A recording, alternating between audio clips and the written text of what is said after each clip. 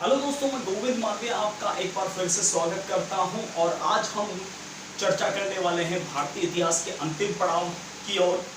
अगर आप पहली बार इस वीडियो पर हैं तो मेरी रिक्वेस्ट रहेगी कि आप इससे पहले वाले वीडियो देखें, आप क्रमबद्ध तरीके से देखें। वीडियो नंबर 30 से 30 नंबर से देखें, आपको पूरा स्वतंत्रता आंदोलन एज इट इज समझ में आ जाएगा। और होपफुली अगर आप लगातार देख रहे हो तो डेफिनेटली आपको अब तक पूरा मुंह पे याद हो चुका होगा। देखिए, इससे पहले वाले वीडियोस के अंदर हमने चर्चा की थी कि पाकिस्तान बनना अब लगभग तय था। परिस्थितियां पाकिस्तान बनाने को पूरी तरह से आतुर थी। मोहम्मद अली जिन्ना किसी भी कीमत पर पाकिस्तान चाहता था। बस यही वजह थी कि अब भारत का स्वतंत्रता आंदोलन एक अलग पड़ाव की ओर जाएगा। देखिए, हम ये सिर्फ नहीं कह सकते कि भारत की आजादी का मुख्य श्रेय महात्मा गांधी को देना चाहिए। हालांकि सबसे ज्यादा श्रेय तो उनको जाता है, नो डाउट, लेकिन बहुत सारी ऐसी चीजें थी जिसकी वजह से भारत आजाद हुआ। उनमें मुख्य वजह थी गांधी नाम की आंधी। इसके अलावा बहुत सारे क्रांतिकारी, सुभाष चंद्र बोस, भगत सिंह, राजगुरु, सबका योगदान है, ठीक है। साथ ही साथ सबसे मुख्य कारण अगर मैं मानूं तो चर्चिल खुद, ब्रिटिश प्रधानमंत्री, वो खुद था इसका कारण। मैं समझाऊंगा कैसे, ठीक है। इसके अलावा इंग्लैंड की जो परिस्थितियां हैं वो भी इसके लिए प्रमुख कारण थी। ये भी समझाऊंगा कि क्या था, ठीक है। इसके अलावा भारत में जो हिंदू मुसलमानों के बीच में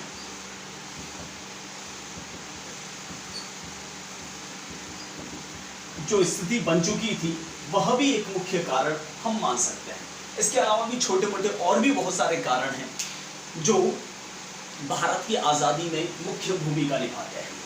देखिए, शिमला समझौते में गांधी जी और मोहम्मद अली जिन्ना, पंडित नेहरू और चौधरी लियाकत अली खान दोनों अपने अपने पक्ष की बात रख रहे थे शिमला समझौते में लॉर्ड वेवेल के सामने। और पिछले वीडियो में मैंने बताया था कि लॉर्ड वेवेल के सामने खुले शब्दों में मोहम्मद अली जिन्ना ने धमकी दे दी थी कि उसे किसी भी कीमत पर पाकिस्तान चाहिए। यानी अब भारत में पाकिस्तान बने बिना शांति हो ही नहीं सकती, क्योंकि जिन्ना का एक स्वार्थ था कि जो स्वतंत्र भारत में गांधी और नेहरू की स्थिति है वो स्वतंत्र पाकिस्तान में उसकी स्थिति होनी चाहिए। इसके लिए भले वो लाशों के ढेर भी बिछ जाए, कोई फर्क नहीं पड़ता, ठीक है। देखिए, कुछ हद तक परिस्थिति एक और भी बनी थी 1946 में, जब भारतीय नौसेना ने सीधे तौर पर ब्रिटिश सरकार को खुले तौर पर चुनौती दे दी थी, विद्रोह कर दिया था। इसे रेटिंगन्स विद्रोह भी कहते हैं। 1857 के बाद पहली बार भारतीय सेना ने ब्रिटिश सरकार के खिलाफ बगावत की। हालांकि करीब जून 1946 में चौधरी लियाकत अली खान और सरदार पटेल ने यह विद्रोह शांत करवा दिया था, लेकिन नौसेना ने खुले तौर पर ब्रिटिश सरकार को चुनौती दे दी थी। तो कुछ हद तक यह भी कारण था। दूसरी ओर आईएनए, आजाद हिंद फौज, Indian national army, Subhash Chandra Bose के नेतृत्व में अंडमान निकोबार, आइसलैंड, इवन नागालैंड तक पहुंच चुकी थी जापान के सहयोग से। तो ये भी परिस्थिति कुछ हद तक परेशान कर रही थी ब्रिटिश सरकार को। गांधी नाम की आंधी तो पहले से चल रही थी, जो मैंने पिछले वीडियो में काफी हद तक बताया। अब चर्चिल की क्या स्थिति थी, चर्चिल खुद कारण क्या था?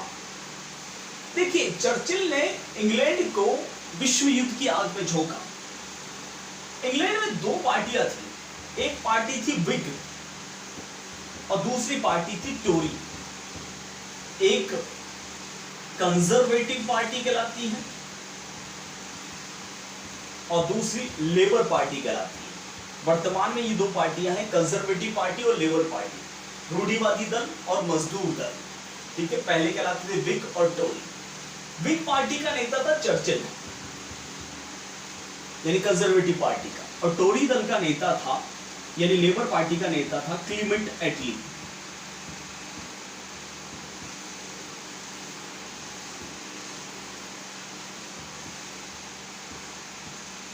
देखिए अभी इंग्लैंड में चुनाव भी होने वाले थे और चर्चिल ने अपनी जिद पूरी करने के लिए इंग्लैंड को विश्व युद्ध की आग में झोंका। और सेकेंड वर्ल्ड वॉर, देखिए भाई युद्ध एक ऐसी चीज है जिसमें लड्डू नहीं बढ़ते, जीतने वाले पक्ष या हारने वाले पक्ष दोनों ही पक्षों को नुकसान होता है। और चूंकि वर्ल्ड वॉर में चर्चिल ने काफी इंग्लैंड को नुकसान करवाया था, इसलिए ब्रिटेन की जनता भी उससे नाराज थी और आने वाले इलेक्शनों में यह तय था कि क्लीमेंट एटली प्रधानमंत्री बनेगा। तो कुछ हद तक चर्चिल भी इस चीज के लिए जिम्मेदार था और वो चाहता था कि वो भारत को आजाद करे, कहीं ये क्रेडिट एटली को न मिल जाए। ठीक है, इंग्लैंड की परिस्थितियां अभी चर्चा कर ही रहा हूं और भारत में हिंदू मुस्लिम दंगों की स्थिति तो पहले से ही गोलमेज सम्मेलनों में भड़का रखी थी ब्रिटेन सरकार ने। तो कुल मिलाकर परिस्थितियां ऐसी बन चुकी थी, इसलिए चर्चिल ने भारत में 3 सदस्यों वाला एक कैबिनेट मिशन भेजा।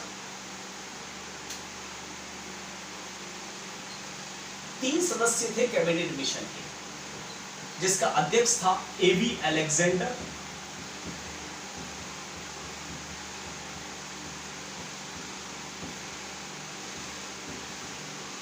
इसके अलावा एक और सदस्य था, वही स्टैफर्ड क्रिप्स,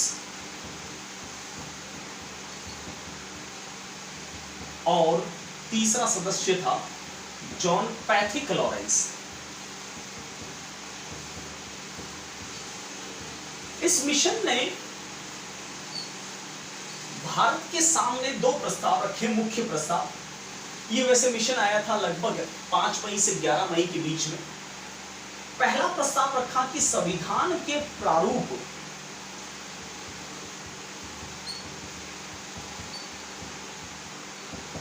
को स्वीकृति प्रदान की।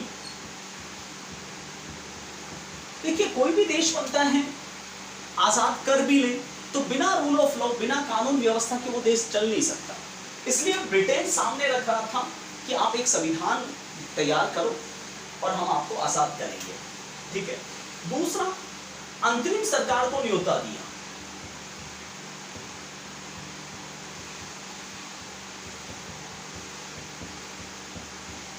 इलेक्शन तो आजादी के बाद पता नहीं कब होंगे या लेट होंगे, तब तक देश को चलाने वाली एक सरकार तो चाहिए, इसलिए अंतरिम सरकार को एक न्योता दिया और साथ ही साथ पाकिस्तान की मांग को ठुकरा दिया, पाकिस्तान की मांग मना कर दी। बस इसी वजह से मोहम्मद अली जिन्ना और उसकी मुस्लिम लीग पार्टी ने 16 अगस्त 1946 को सीधी कार्रवाई दिवस मनाया। सीधी कार्रवाई दिवस हिंदू मुस्लिम दंगे करवाए, स्पेशली दंगे हुए थे कलकत्ता और पंजाब में, और ये दंगे कहीं ना कहीं सोची समझी साजिश थी, क्योंकि पाकिस्तान की मांग को कैबिनेट मिशन ने साफ साफ मना कर दिया था। ठीक है। जिन्ना को इलेक्शन में हार भी महसूस हुई थी, साथ ही साथ देखो एक्शन का रिएक्शन होता है। कश्मीर में हिंदू पंडितों को मारा गया तो स्वाभाविक सी बात है हिंदू मुस्लिम दंगे होने ही होने। ठीक है। आखिरकार 16 अगस्त 1946 को सीधी कार्रवाई दिवस मनाया गया, जिसमें लाखों लोग इससे प्रभावित हुए, हजारों संख्या में लोग मरे। ठीक है। और ब्रिटिश सरकार ने अब तय कर लिया था कि 1948 से पहले भारत को आजाद करना होगा। अंतरिम सरकार बनी, जिस सरकार के अध्यक्ष बनाए गए लॉर्ड वेवेल को, उपाध्यक्ष बनाए गए थे जिसे प्रधानमंत्री भी कहा गया पंडित जवाहरलाल नेहरू, गृह मंत्री बने थे सरदार पटेल, वित्त मंत्री बनाए गए थे चौधरी लियाकत अली खान,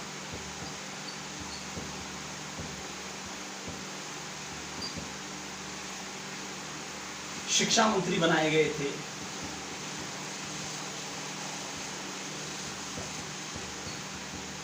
राजा जी, कृषि मंत्री बनाए गए थे राजेंद्र प्रसाद,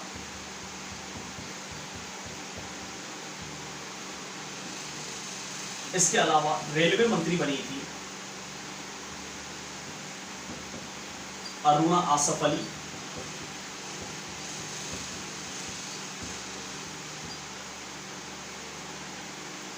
एक तरह से ये अंतरिम सरकार बनी जिसको इलेक्शन तक शासन संभालना था। भारत में जब तक इलेक्शन ना हो तब तक शासन संभालना था। उसके बाद में करीब फरवरी 1947 को इंग्लैंड के अंदर नई दल की सरकार बनी, मजदूर दल के नेता क्लेमेंट एटली की सरकार बनी और क्लेमेंट एटली ने ये फिक्स कर दिया था कि 1948 से पहले भारत को एनी हाउ हम आज़ाद करेंगे। और इसी परिदृश्य में करीब मार्च 1947 में भारत का 34वां और अंतिम ब्रिटेन का वायसरॉय बनाया गया लॉर्ड लुई माउंटबेटन को। और माउंटबेटन ने आकर दोनों ही पार्टियों के सामने 2 राष्ट्रों का प्रस्ताव रखा और उस प्रस्ताव को स्वीकार करना जरूरी भी था, क्योंकि दंगे जैसी चीज कहीं न कहीं राष्ट्रों को लील जाती है, खत्म कर जाती है। और इस वजह से माउंटबेटन प्लान को स्वीकृति प्रदान की गई कांग्रेस पार्टी द्वारा, क्योंकि लाशों के ढेर पर कोई राष्ट्र स्वतंत्र हो तो अच्छा नहीं लगता। 4 जुलाई 1947 को ब्रिटेन की संसद में प्रस्ताव रखा गया, क्योंकि भारत में ब्रिटेन का शासन है तो प्रस्ताव वहीं रखा जाएगा। ये प्रस्ताव 18 जुलाई 1947 को पारित हुआ और 15 अगस्त 1947 की मध्य रात्रि पंडित नेहरू ने दिल्ली के लाल किले की प्राचीर से तिरंगा फहराते हुए कहा था कि पूरा विश्व सो रहा है और भारत आज़ादी की नींद से जागा है। और उधर पाकिस्तान में 14 अगस्त 1947 की मध्य रात्रि को चौधरी लियाकत अली खान ने झंडा फहराया। इस तरह से 2 मुल्क बने और भारत आज़ाद हुआ। सभी को आज़ादी मुबारक। फिलहाल के लिए lot of thanks for watching my history video series. वंदे मातरम, जय हिंद।